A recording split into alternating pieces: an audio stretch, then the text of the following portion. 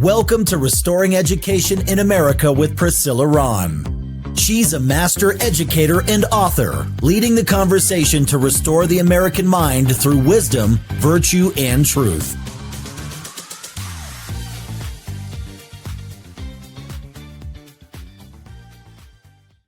Well, hello, everybody. Welcome to another episode of Restoring Education in America. I'm your host, Priscilla Ron, and I'm so excited that you decided to join the conversation today. I have a very special guest. He's my dear friend and fellow musician, fellow music teacher, and I'm going to welcome him to a different kind of stage. My stage here today, Kawika Berthelette. Hi, Kawika. How's it going, Priscilla? It's going great. I'm going to share a little bit of your bio with the listeners because there might be some people who don't know who you are. But my good friend Kawika is a 2012 graduate of Colorado State University, where he earned a bachelor's degree in music education. He has been a public school music educator in both Adams City and now in Denver for 13 years. Kawika is currently a regional team specialist leading district-wide training to other music educators. Kawika is a former curriculum director of Youth Federalist Initiative, where he designed and implemented curriculum for civics and political seminars. His community activism has included being a precinct, county, and state delegate, vice chairman of the Adams County GOP, and he is soon to be a 2026 graduate of leadership program of the Rockies. Kawika has been very active at his church, Victory Chapel, as its custodian, Bible study leader, and worship leader. In his free time, Kawika directs the Thornton Community Chorus, tends to his garden, and is husband to his amazing wife, Miriam. Did I get it all, Kawika? You got a lot of that, although I have changed churches since that bio. I'm amazed my Vista church didn't show up.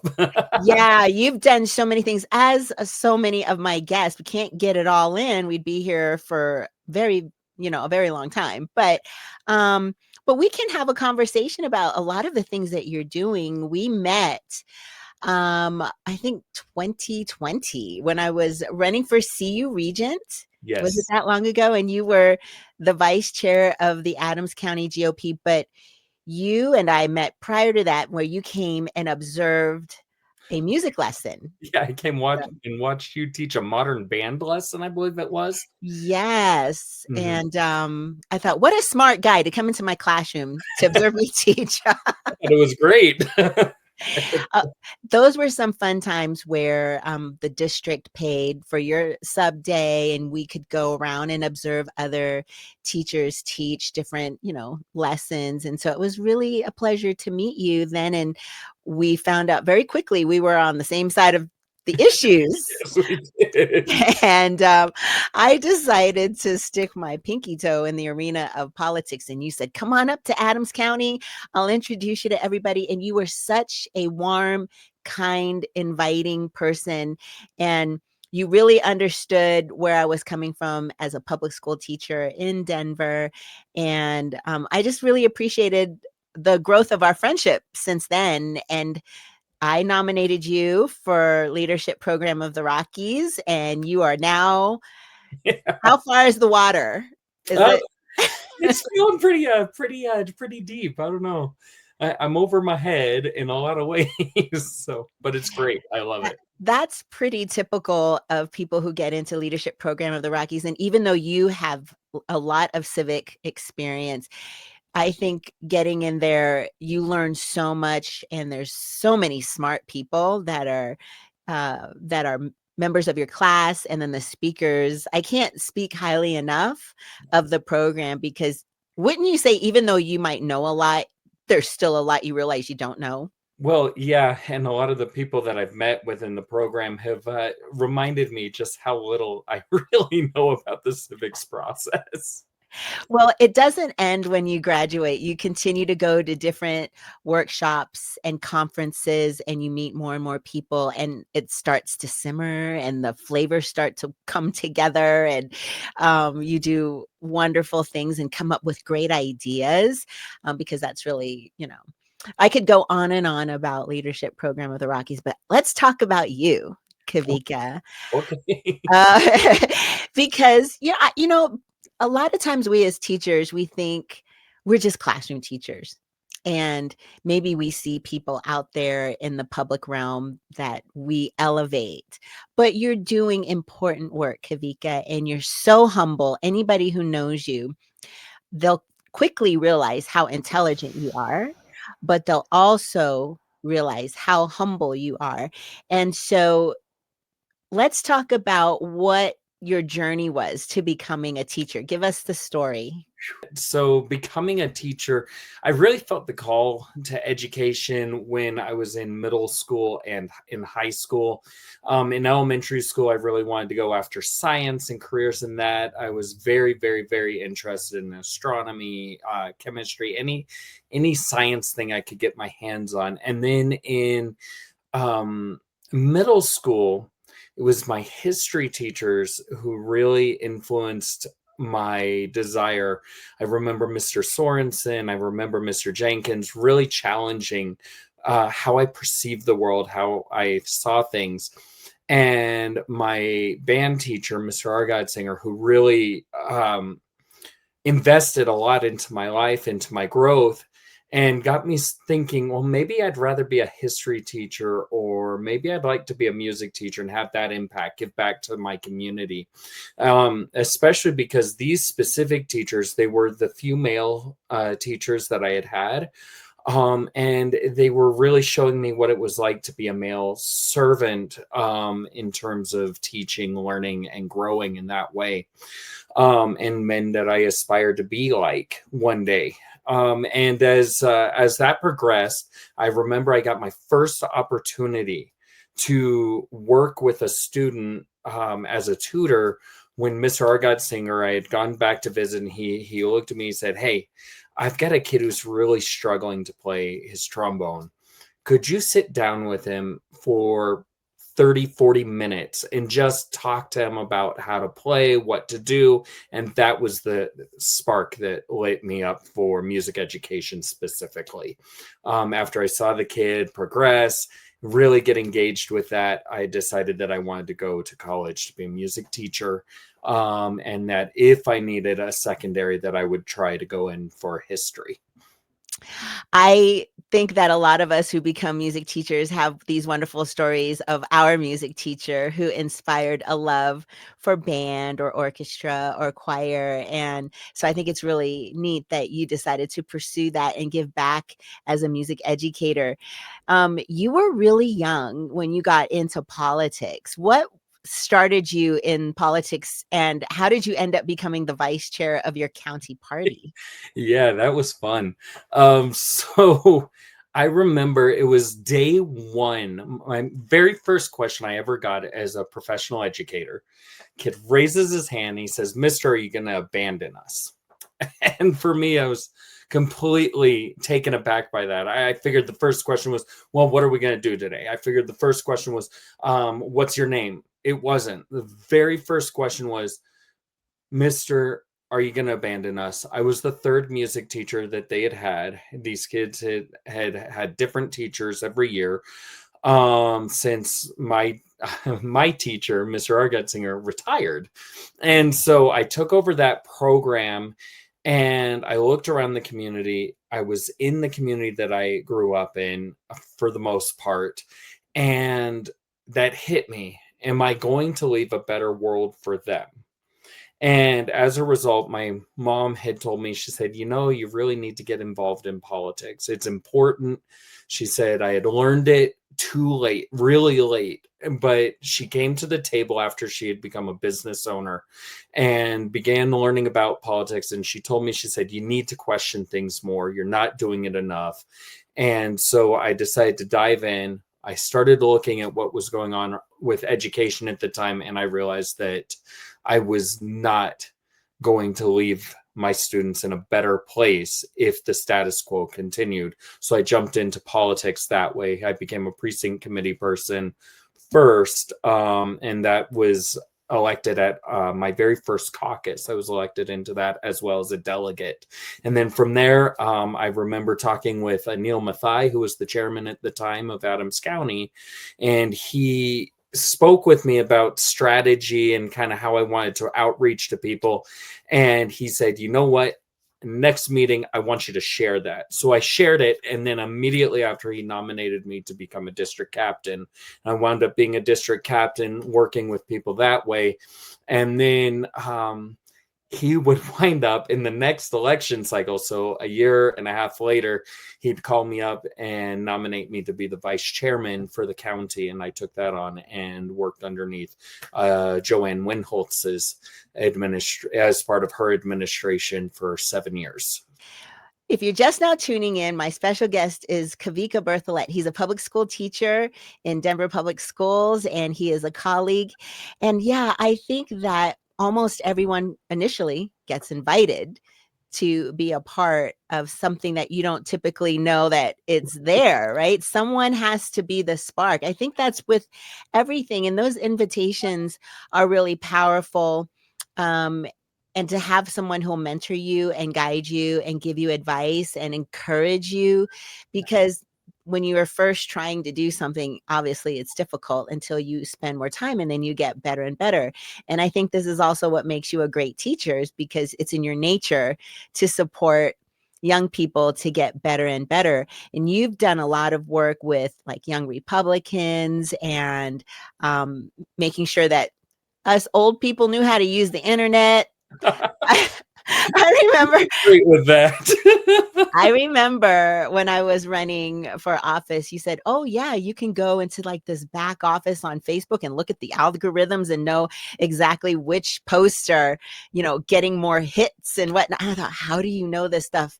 You have to like be a part of my team, because it would just take me too long to learn all of this. And when I look at you as like the next generation of teachers, I'm so inspired, because I'm at the end. This is year 32 for me. And I know what you were going to say. You don't look it, Priscilla. You don't look at Priscilla. I'm sorry, you don't. I've never thought that. I've never thought that you had as many years in as you do. Listen, my advice, sunscreen. Okay. Sunscreen, drink lots of water. I'm on it. All right. Okay, that's my legacy I'm leaving for you. Okay. All right. So how do you juggle? You're a teacher, you're a volunteer at your church, you direct a community choir, you're a husband, you have a mini farm. I'm just joking, but I've seen pictures of like you have all these raised gardens. How do you find time to juggle all of those jobs? Priorities. So God comes first. Everything is after that. So God, family, and then I do my work. And then I prioritize my work based on what's generating the living for my family. And so I put most of my attention into my teaching work. And then after that, the community choir, and making sure that I'm putting God first. Any ministry work that I'm doing for him, it's for him. And then my wife is right there with me doing her own thing. She's actually doing some different forms of service as well, which helps. And then from there, then we prioritize the work after that based on what's helping us survive and producing the means. Miriam is so sweet, and she is with you every time I see you in public at an event. She's right there being such a godly wife, and I can tell that she adores you and that she is so supportive. And your journey to getting her here, I know a lot of people don't know, but it took 2 or 3 years, like, to get her. Tell the story real quickly. Okay, so we met in Veracruz, Mexico, and we had originally met online through we both knew a missionary, and then where is he at? India, and she kept popping up, and God told me, "Hey, I want you to talk to that woman." I said, "You know what? No, that's weird. If that's what you want me to do." We had a revival the following week in my church. I said, have the minister give me this really obscure verse and say it's about marriage. And that happened. So I said, okay, fine. I contacted my wife, I contacted this woman who would eventually become my wife. We met in Veracruz about a year later after we were practicing English and Spanish with one another. And then we started immigration. And that is a whole different ball game. I knew that immigration was rough, but I didn't know how rough. And what I found out throughout the process was that some places are really fast. So luckily, we went to Nebraska when we put in our original application, and they processed us in 6 weeks. California was 6 months behind, I believe, at the time, and Potomac was as well. And those are the two really big ones. And then Texas had just taken half of California's load, and Nebraska had just taken half of Potomac's load. Wait, for context, what year was this? This was during the COVID years. We got married in 2021. So that was really interesting. And then after that, we were going well. Our stuff was sent over to California where it all gets processed and finished out with the process. And when the administration changed, I received a letter saying, hey, there are delays. Things are going to take longer than anticipated. Instead of the typical 9 months, you're looking at a year and a half. So they doubled it out. And my family lives in Tennessee. The senators out here weren't responsive for us. So my grandparents contacted Senator Marsha Blackburn, and she contacted them. And lo and behold, our process time went from, we were at a year and a half when we contacted out, and they had pushed us out further. We were looking at a 3 to 4 year processing period. But after she contacted, it forced them to look at our record, and then we were processed within 3 months after that. Wow. But I'm glad that she's finally with you here, because I know you were flying back and forth to Mexico several times, as many times as you could during the year, during teacher breaks and whatnot. And she's doing wonderful work with you as well. So as an educator who is also a strong believer, I mean, how do you manage a lot of the indoctrination that has come our way as teachers in the training?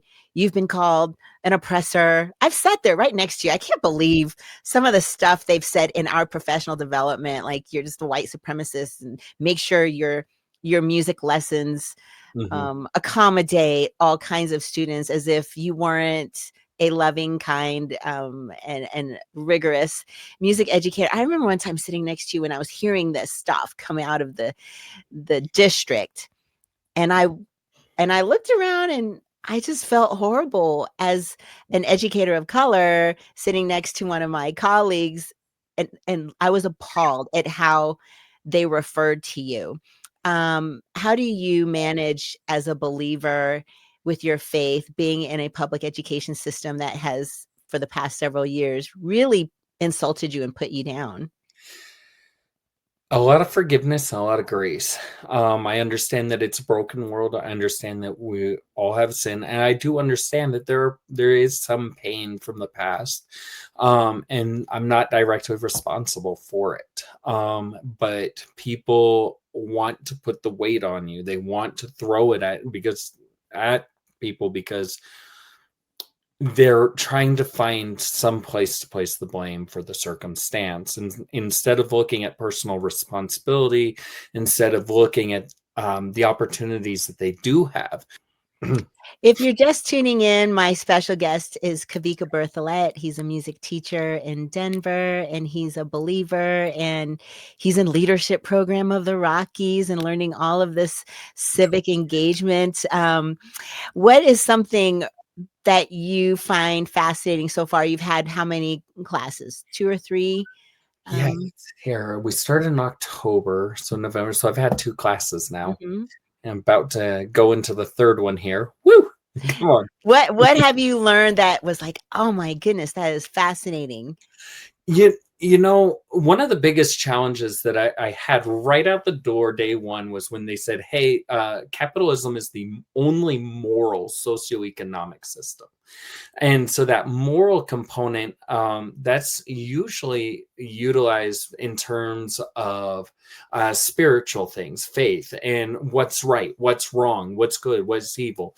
And so I've been actually spending a lot of my time doing my own self-directed Bible study, trying to find, okay, well, what are these tenets of capitalism? We have this personal responsibility, we have this low taxation, we have this ability to freely create things, we have private property, and really looking at these different ideas and how do they line up within scripture. Is this really the only moral way, or are there other possibilities? And one of the things that's been shocking me as I've been going through this is how aligned capitalism really is, and has been making me ask the question, well, why are Christians so adverse to it? We're very altruistic overall. I've been trying to deal with that word, but the idea of being able to give as a compulsion, and I don't actually see evidence for that in scripture. Rather, I'm seeing choice, that we choose to give, that we choose to serve, that we choose to connect to people, we choose to love people, we choose to see sin for what it is, and we choose to reject it. We choose to seek Christ. We choose to serve God. We choose to let the Holy Spirit work in us and guide us. You see the Levitical laws, they're very huge on property rights, protecting that, making sure that things are done fairly. We have laws that talk about weights and measures. We have laws that deal with how you work with your economics. We see in First Kings when we have a king who decided to use a distributive wealth or taxation system. And then he took that money, redistributed it in order to pay the debts that we owed to Egypt, or that the Jews owed to Egypt. And the guy was thrown into an unmarked grave. As a result, the people uprose. And so I'm having a hard time reconciling this idea of things like socialism, which people are really pushing for right now in the country. Things like any kind of civic system that we're seeing a lot out of the left side of the political aisle actually being reconcilable within scriptures. I mean, yes, we have gleaning laws where we give a certain percentage for people to pull from, but again, people still have to go grab it. They have to go get it themselves. I mean, God always places the responsibility on us as people to make that decision to serve or to go get whatever it is. So there's a lot to be said about personal responsibility and choice. And as I see that, and I see how capitalism has really lifted people up, it raises up the poor. Our poor standard of living is enormous compared to most of the world. I mean, I go to Mexico, I see their poor, and I mean, we are blessed. We are blessed. And it's nothing bad to say about Mexico. It's a different reality that we're living in.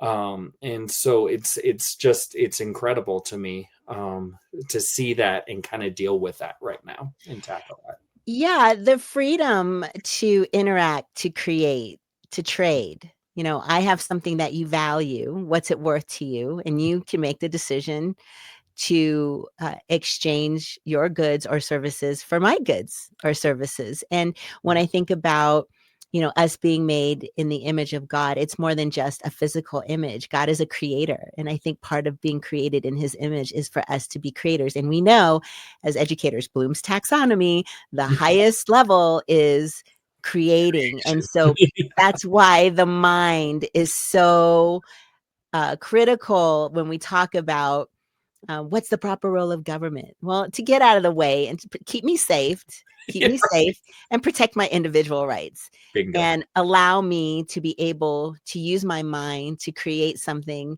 and then share that with the world. It has nothing to do with profit or becoming rich. It has everything to do with freedom. Yes. So that's something I got very clearly from Leadership Program of the Rockies is always asking, is this the proper role of government? Is the government supposed to impose their will?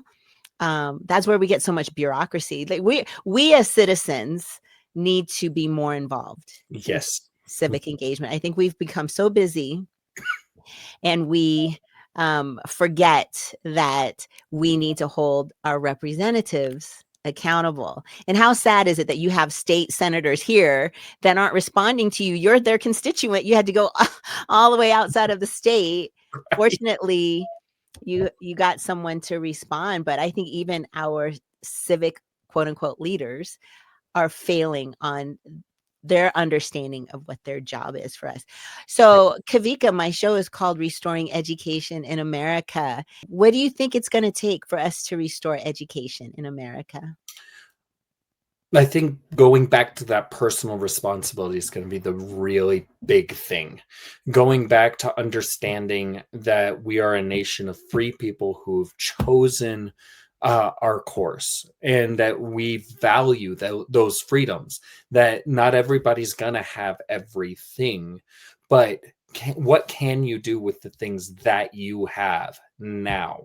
And what can you do with the resources that you have? And the more we instill that into kids, when we give them a good civics education, when we give them an understanding of our history that's balanced, that isn't favoring a hard left way or hard right way, but really letting kids decide for themselves where they are and take that ownership of their learning, their community, and encouraging parents to do that as well. That's where we're going to see a restoration in education. Beautifully said, my friend Kawika Berthelette. He's a public school teacher.